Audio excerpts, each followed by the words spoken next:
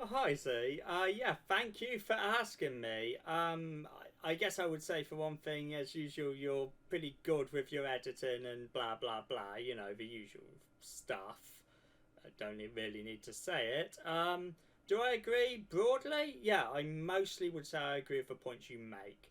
I should say right now, of the three specials you mentioned, only one I've watched is Chappelle. I follow Chappelle pretty closely, so I generally do watch everything he kind of puts out for the most part.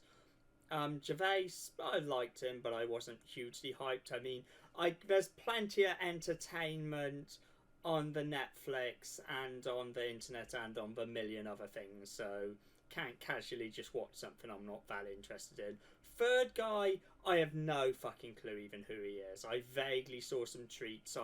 I follow some people who cover stand up and talk about it, and the general view seems fairly negative towards him. For the record, these are by no means like quote unquote woke people or even feminist sympathetic people. I would say these are people from some of their edgier days of stand-up comedy before this stuff was actually at all that controversial. This new quote unquote anti woke shocking comedy is actually fairly tame in a lot of ways. It's just got a very clear political lean in, which I feel you do a pretty good job of addressing. Which, once again, I'm saying quite openly, I still very much like Chappelle. Um, Third guy, like I said, I'm just allergic to Riz, really. So, I see him, I'm like, no, I'm probably not going to watch that. It does not gel with me. It's the same thing as like if you do an interview with Jordan Peterson, I'm like, probably not gonna be interested in you. I mean, to me, that's no different. Like, yeah, say, I don't know, maybe if you put out a book called Why I Won't Speak to White People or something, I'll unsubscribe. But you get my drift. There are certain actions which make me go, yeah, I'm just not really that interested in you at this point. Like, you've just given me a massive, like, why bother flag right there. Um, yeah, I guess I'll briefly speak about my favourite stand up comedian before I talk about the rest, which is I absolutely love Doug Stanhope. He's certainly a guy who, with some of his recent stuff, has, addressed, I guess you'd say, wokeness or whatever, but it's very light. On Saturday night, May 25th, while performing in Las Vegas, I made comments and performed material that I now understand to be utterly deplorable and indefensible. It is now a source of great shame and embarrassment, and I want to offer my heartfelt apologies. I'm gutted by my own carelessness and beg you to know, deliver earnestly, this is not who I am. I intend to take the time in the future for great soul searching and hope to come back a more sensitive and insightful human being. I only wish there was some way I could go back in time and erase this whole ugly affair.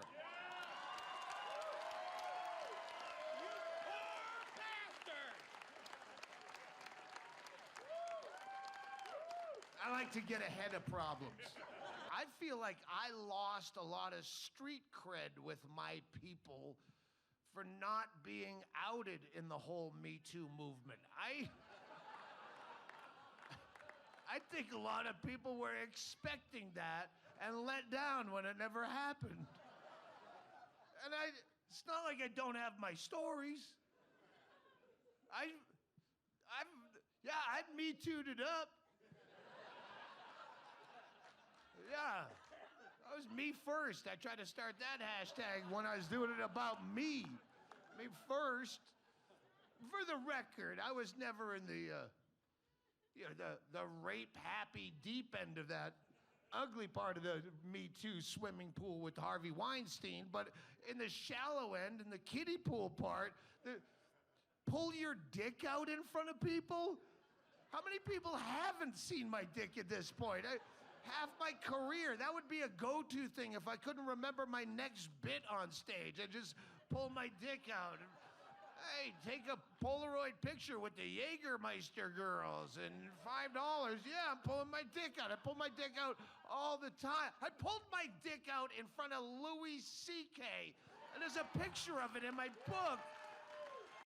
Like, I read his book recently, which is great if you want to, like, know actually your favourite comedian is a lot like how he portrays himself on stage in many ways. But he briefly talks about being accused of sexism and having, like, a protest against him by some students. And it's sort of I quite like how he just brushes it off. Like, he's like, yeah, I don't agree, but whatever. I'm like, yeah, I've said tons of dumb stuff when I was younger or so, which I guess you would call old man unwoke, but my point is he doesn't do the Chappelle, or I would guess from what I've heard of the Gervais or this other dude, or to be honest, people like Chris Rock or countless other like stand-up comics in that sphere where he dedicates huge amounts of time to it. He's just not that interested. Rather move on to doing his actual edgy material, which has very little to do with going after wokeness, because he's like, oh yes, not my I don't actually have to constantly be shouting about this stuff. I can still do the same thing I've always done. I guess that's to credit to having someone who maybe isn't like obsessively online or culture war aligned or whatever. I think he's one of these guys who just, he very openly dislikes Trump, but is also someone who's like, I don't want to speak about Trump because it's just a boring subject. Yes. Oh man, I'm beginning to run over my time. I was going to try and make this quick. Yeah, on Chappelle, because he's the one I definitely did see a devolution over his last few specials. I think when he came out with Sticks and Stones, I was just like, this is still really good. What are all these critics on about? And I do think that is an example of something which was kicked a bit for him not updating his politics, so to speak, to be more inclusive. I do feel a lot of people, when it comes to comedians like Chappelle who have been around a while, do forget that their acts were never really like that. I think there's a lot of focus on, oh, they were so thoughtful and they put forth all these great points, and it's because, yeah, a lot of these people do or have, or at least used to, usually lean quite left, and as a result people took the points they kind of liked while ignoring that, yeah, a lot of what they said could be deemed as somewhat racist, somewhat transphobic, somewhat misogynistic, whatever. Which is true. Gentlemen, that is true. Just because they dress a certain way doesn't mean they are a certain way. Don't ever forget it. But ladies, you must understand that is fucking confusing. Just is. Now that would be like me, Dave Chappelle the comedian, walking around the streets in a cop uniform. Somebody might run up on me. Oh, thank God. Officer, help us. Come on, they're over here. Help us. I'm like, oh, just because I'm dressed this way does not make me a police officer. You understand what I'm saying? It's like, all right, lady, fine. You are not a whore. But you are wearing a whore's uniform, I'll tell you that shit right now. I mean, the worst example, obviously, being Brand, who was always a deeply unlikable character in my eyes, but yeah, he was forced on me by my family, much like he forced himself on at least some women. Some it's more of a, okay, you're just a scumbag, but, you know, I guess we can debate what counts as rape somewhere else. It's always a good thing to go back to. Yeah, politicization, I think it's also become more of a thing due to social media. Now it's a lot easier to just clip Fringed Bob, which sounds like a children's cartoon character, but it's actually a haircut that lets people know that you're offended by a lot of a 2-minute clip where it's like, oh, this guy absolutely destroyed. Well, you might think that woke liberals would hate this crisis because it means they can't go out and get a soy, matcha, turmeric, chai, latte, single origin coffee or whatever the fuck they drink. This guy, and that's the YouTube debate scene, but it's also like stand-up comedy. Oh, we've got this great one-liner like, You've got to stay in. You might actually have to read the books on social justice and colonialism that you bought to display on your coffee table. A 2-minute clip where it's like, oh, this guy absolutely destroyed. Well, you might think that woke liberals would hate this crisis because it means they can't go out and get a soy, matcha, turmeric, chai, latte, single origin coffee or whatever the fuck they drink. This guy, and that's the YouTube debate scene, but it's also like stand-up comedy. Oh, we've got this great one-liner like, You've got to stay in. You might actually have to read the books on social justice and colonialism that you bought to display on your coffee table. If someone came up to me, like someone did my night and they had some like stuff, I wouldn't really complain. I'm generally, even if someone does something where I'm like, yeah, that's kind of, you really didn't earn that slur for how good your material was.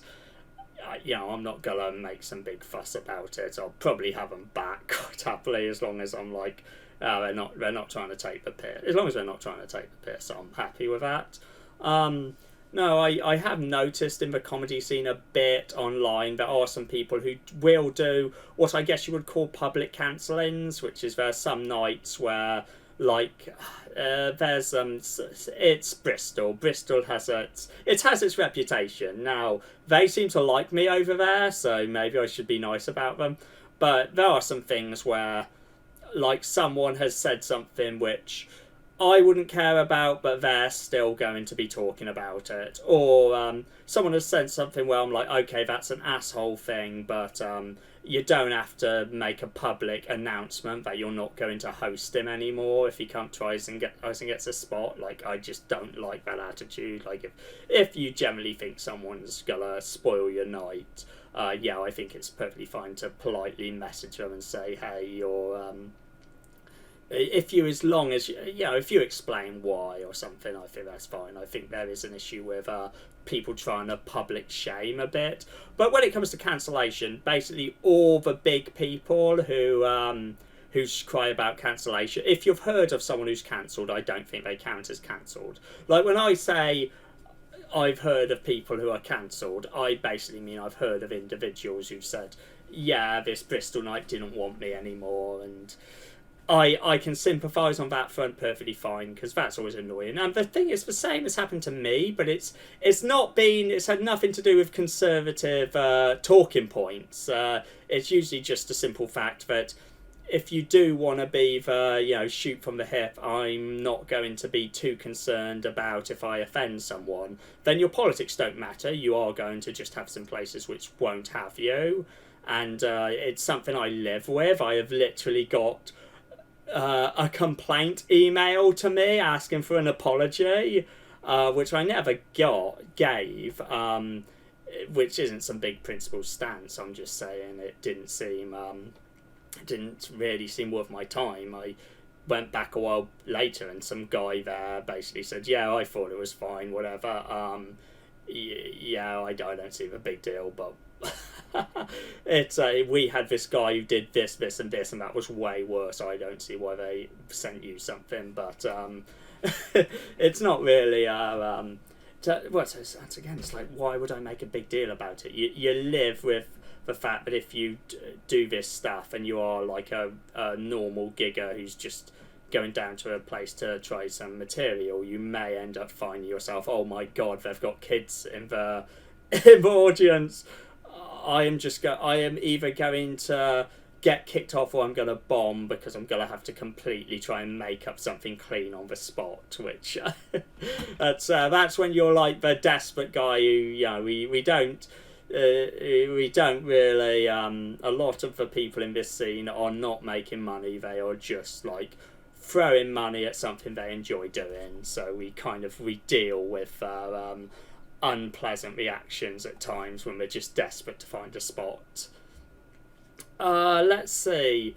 is there anything else I feel I should bring up when it comes to the comedy scene? Or I guess I should try and keep it on topic to what you said in your video. Let me just check. Yeah, I feel like I've said my bit on wokeness, really. I mean, I don't think it's a real word. I don't particularly care for the term. I find it really obnoxious, so I'll skip that. Yes, like I said, I'm trying to make a project on this, so maybe I'll talk a bit more about weird stuff like comedy TV. For example, Trevor Noah, I know you talk quite positively about him, but I just know him from people like complaining about how The Daily Show is not very good, which that is the unfortunate thing with when people get into the comedy news area. I think that's when it gets politicised in a way which is usually a bit more annoying than kind of. But I also feel like a lot of comedians have always been loud about their views, and yeah, I said earlier, I think a lot of left-leaning, but I don't think that's strictly true. I think it's just the right-leaning ones weren't really the type of right-leaning comedians you see now. E.g., they were shock jocks, but they had a, they weren't really there for Fox News exactly. They weren't there for Good Morning Britain.